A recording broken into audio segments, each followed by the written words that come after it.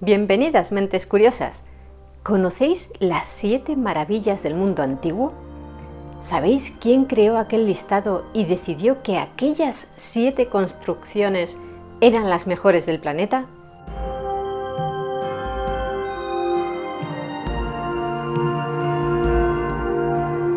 Todos hemos oído hablar de las 7 maravillas del mundo antiguo, las obras arquitectónicas y escultóricas más asombrosas creadas por el hombre durante la Edad Antigua. Obras que por su tamaño, belleza, significado o complejidad merecían ser visitadas. En la parte final de este vídeo os hablaremos de los orígenes del famoso listado, pero primero vamos a conocerlas. El Coloso de Rodas. Tras la muerte de Alejandro Magno en el 323 a.C., sus antiguos generales se repartieron su imperio e iniciaron 2 décadas de guerras entre ellos por lograr la hegemonía sobre los otros. La isla de Rodas se había alineado con uno de ellos, Ptolomeo I, gobernante de Egipto, y allá por el año 305 a.C., un ejército dirigido por Demetrio Poliorcetes, que era hijo de otro ex general de Alejandro Magno, atacó la isla. Los rodios lograron defenderse y al año siguiente una flota enviada por Ptolomeo hizo huir al ejército de Poliorcetes, que abandonó la mayor parte de sus artefactos de asedio. Los habitantes de Rodas los vendieron por 300 talentos y para celebrar la victoria decidieron gastarse el dinero en construir una estatua gigantesca de la deidad principal de la isla, Helios, el dios del sol.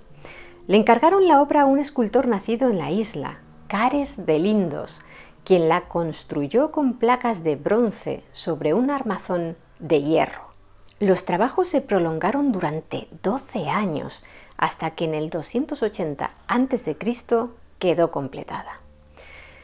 No se sabe con certeza si Cares de Lindos llegó a verla terminada. Según algunas leyendas recogidas por autores posteriores, cuando le encargaron el trabajo le preguntaron a Cares cuánto costaría hacer una estatua de unos 15 metros de altura. Cares les dio un precio y entonces le preguntaron cuánto costaría una estatua el doble de alta. Y Cares respondió que costaría el doble. Pero no calculó que al hacerla el doble de alta necesitaría 8 veces más materiales, por lo que se arruinó para llevarla a cabo y acabó suicidándose. Como decimos, aunque es una historia curiosa, es solo una leyenda. No hay evidencias de que sucediera así. Según el historiador romano Plinio el Viejo, medía 70 codos de altura, es decir, entre 30 y 39 metros, dependiendo del codo al que se refiriera Plinio, ya que es una medida cuyo valor varía de una cultura a otra. Por ejemplo, el codo griego medía 46,3 centímetros y el codo del Imperio Romano 44,4. Para que os hagáis una idea, la altura del Coloso de Rodas era más o menos la misma que la de la Estatua de la Libertad de Nueva York, desde los pies hasta la corona. En realidad, Plinio no llegó a verla en pie, sino tumbada, y es que en el año 226 a.C., apenas 66 años después del inicio de su construcción, la estatua fue derribada por un terremoto. Sin embargo, incluso derruida, según los cronistas de la época, seguía siendo impresionante y permaneció en Rodas durante 8 siglos hasta que en el 653 de nuestra era un ejército árabe invadió la isla y fundió la estatua para vender el bronce. Por cierto, aunque en muchos dibujos se representa el coloso en la entrada del puerto, a caballo de 2 rompeolas con los barcos pasando entre sus piernas, los expertos creen que no mostraba esa postura, ya que el puerto habría permanecido bloqueado durante sus años de construcción. Además, según ingenieros actuales, al estar hecha de bronce, si hubiese tenido los pies separados, se habría derrumbado por su propio peso. El templo de Artemisa. En la antigua ciudad de Éfeso, en la actual Turquía, se alzaba un magnífico templo dedicado a Artemisa, diosa de la caza y la fertilidad. Diseñado por el arquitecto Quersifrón, comenzó a construirse en el año 550 a.C. y tardó la friolera de 120 años en quedar terminado. Aunque hay discrepancias sobre su tamaño, se estima que medía unos 115 metros de largo por 55 de ancho, es decir, como un campo de fútbol aproximadamente, con 127 columnas de 18 metros de altura. En su interior había esculturas de artistas tan destacados como Fidias, Cresilas o Policleto, y a fin de prevenir un derrumbe por terremoto, tuvieron la prudencia de construirlo sobre terreno rocoso. Pero les sirvió de poco. En el año 356 a.C., un pastor llamado Eróstrato provocó un incendio que lo destruyó por completo. El rey persa Artajerjes III ordenó torturarlo para que confesara por qué había provocado el incendio.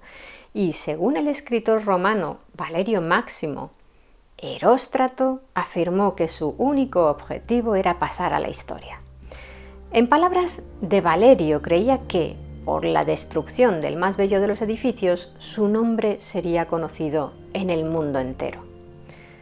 Artajerjes, furioso, prohibió bajo pena de muerte que quedara registrado el nombre de aquel pastor en ningún sitio para que en el futuro no lo recordaran. Pero el historiador griego Teopompo, que vivía en aquella época, le fastidió el plan al monarca al dejarnos apuntado el nombre de Eróstrato para la posteridad. De hecho, en psicología se habla de complejo de Eróstrato para definir a la personalidad de alguien con baja autoestima que busca alcanzar la fama por cualquier medio. Y el Diccionario de la Lengua Española recoge la palabra erostratismo, que es la manía que lleva a cometer actos delictivos para conseguir renombre. Sin embargo, en la actualidad diversos expertos ponen en duda la versión de que Eróstrato quemara el templo, porque para lograrlo tendría que haber subido hasta la estructura del techo, que era de madera, y el templo solía estar bien vigilado día y noche. Además, si lo que buscaba era la fama, parece extraño que tuvieran que torturarlo para que confesara. Los jardines colgantes de Babilonia. Se cuenta que alrededor del año 600 a.C., el rey de los caldeos, Nabucodonosor II, quiso hacerle un regalo muy especial a su esposa, Amitis, que procedía de una tierra montañosa y llena de vegetación, muy diferente a las llanuras de Babilonia. Junto al palacio real, Nabucodonosor ordenó construir unos espléndidos y exuberantes jardines, dispuestos en varios niveles de terrazas abovedadas y superpuestas. En la terraza más alta había un depósito de agua del que fluían varios arroyos que bajaban de una terraza a otra para regar las plantas. Con el paso de las décadas, aquellos jardines dejaron de cuidarse y para cuando Alejandro Magno llegó a Babilonia en el siglo IV, estaban abandonados y semiderruidos.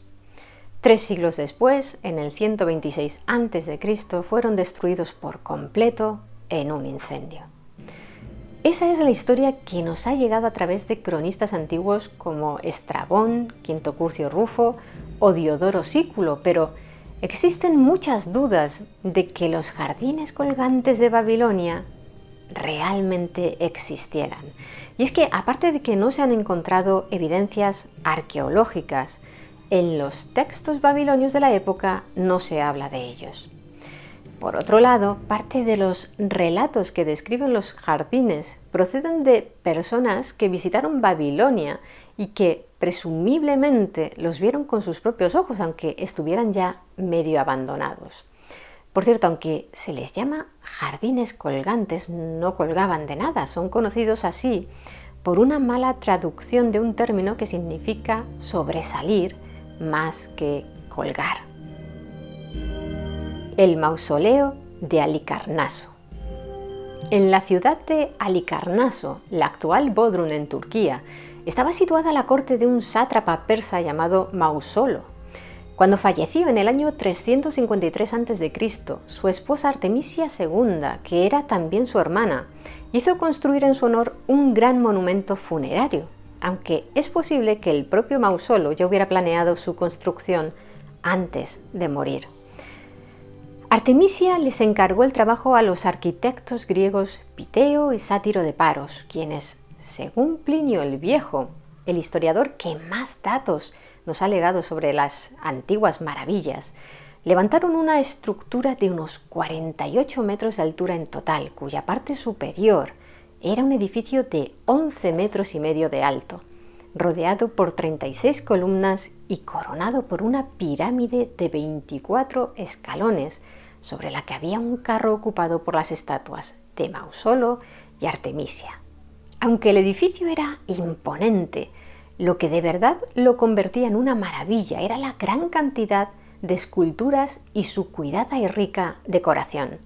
Como habréis deducido, aquel monumento funerario, el mausoleo de Halikarnaso, es el que dio origen a que se denominara mausoleo de manera genérica a todo sepulcro de aspecto magnífico y suntuoso.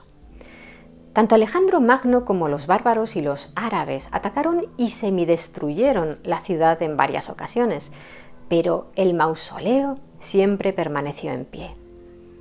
Hasta que en el año 1404 un terremoto lo echó abajo. Un siglo más tarde, en 1522, los caballeros de la Orden de Malta emplearon los restos del mausoleo para reparar el castillo de San Pedro de Halikarnaso y salieron a la luz unos túneles subterráneos que conducían a los sarcófagos de Mausolo, Artemisia y sus descendientes.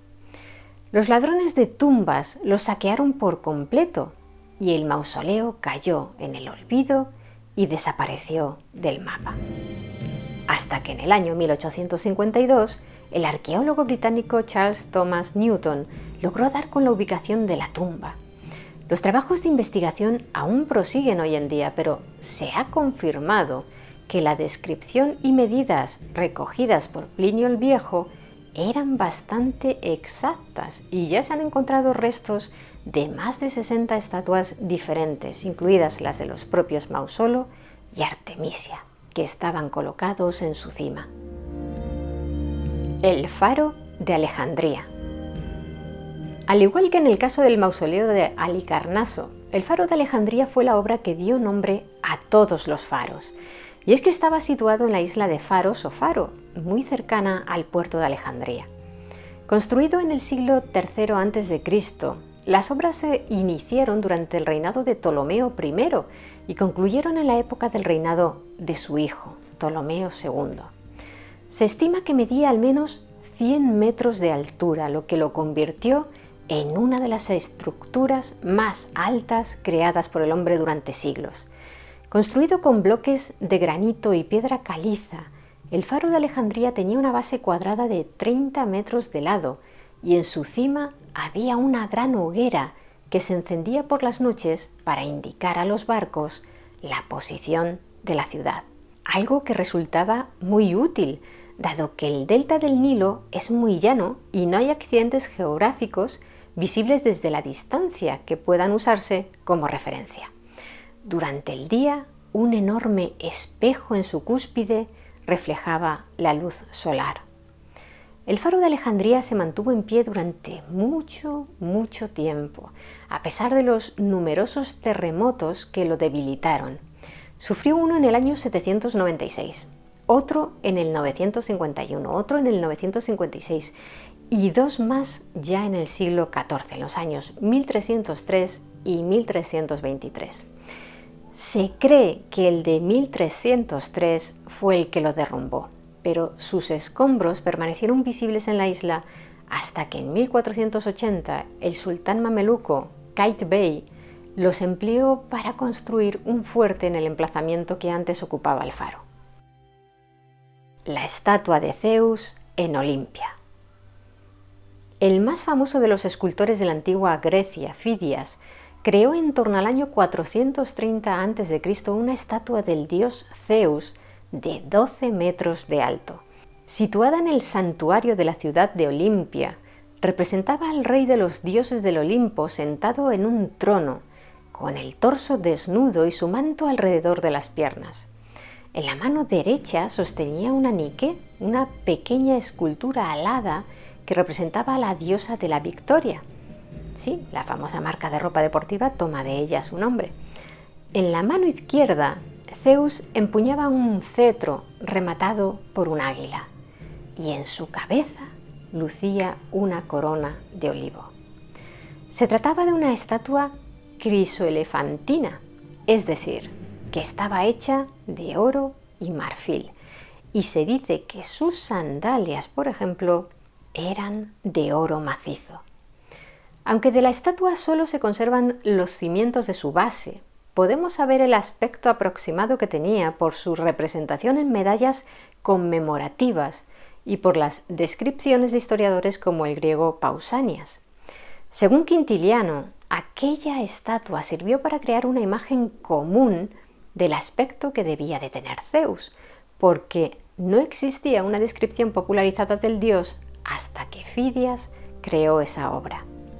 Se cree que en el año 393 después de Cristo, el emperador romano Teodosio I ordenó el traslado de la estatua a Constantinopla y allí fue instalada en el palacio de Lauso, el chambelán imperial, que poseía una amplia colección de estatuas paganas sustraídas de diferentes templos. En el 475 un gran incendio arrasó el palacio y con él la estatua de Zeus fue destruida.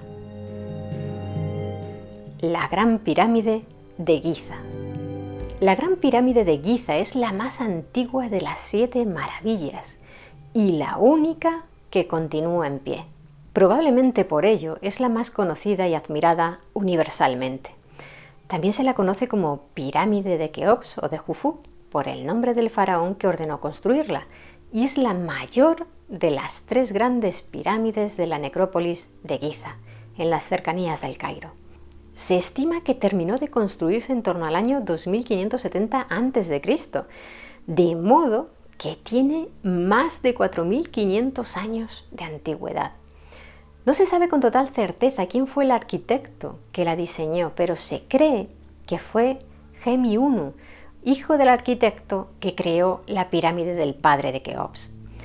Los lados de su base tienen una longitud de unos 230 metros y originalmente medía 146 metros y medio de altura, lo que significa que durante 3.800 años fue el edificio más alto del planeta, hasta que en el siglo XIV el chapitel de la Catedral de Lincoln, en Inglaterra, se alzó hasta los 160 metros.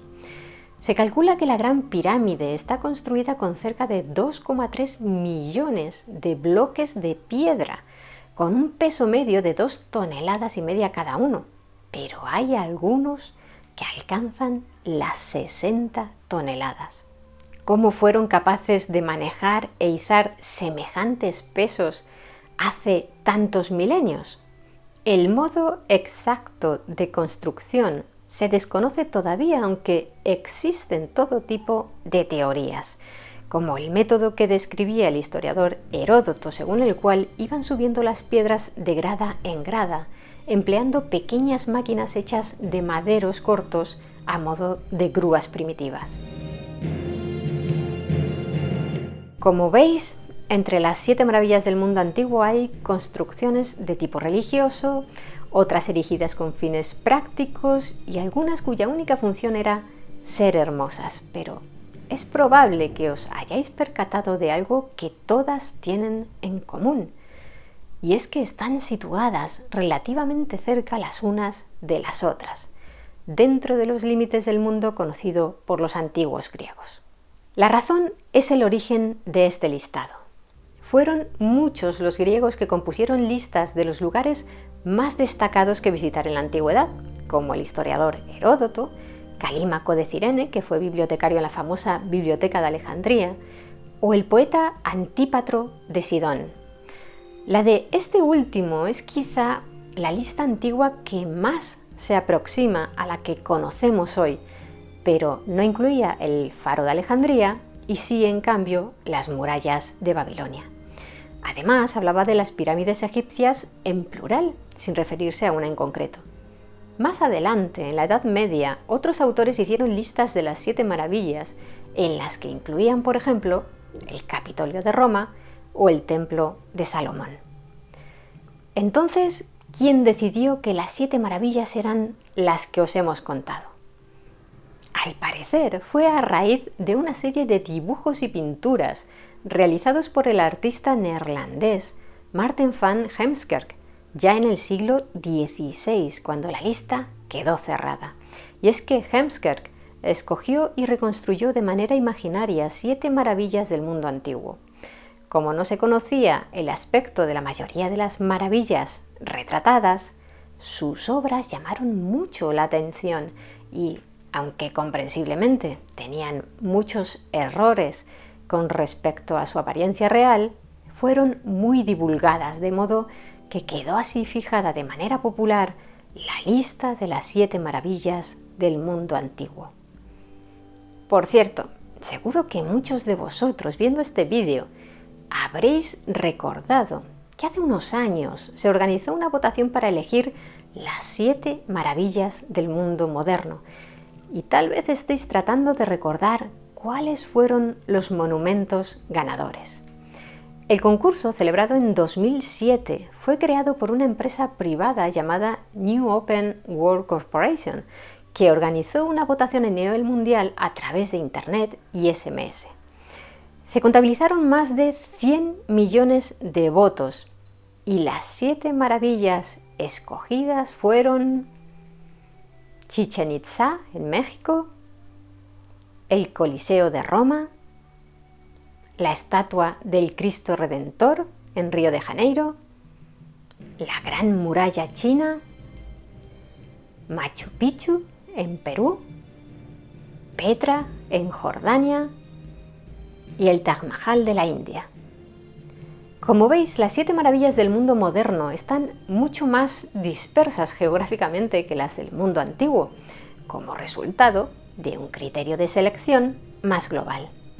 Por cierto, España no logró situar a ninguno de sus monumentos emblemáticos entre los 7 ganadores, pero el que se quedó más cerca de lograrlo fue la Alhambra de Granada, que estuvo entre las 21 maravillas finalistas.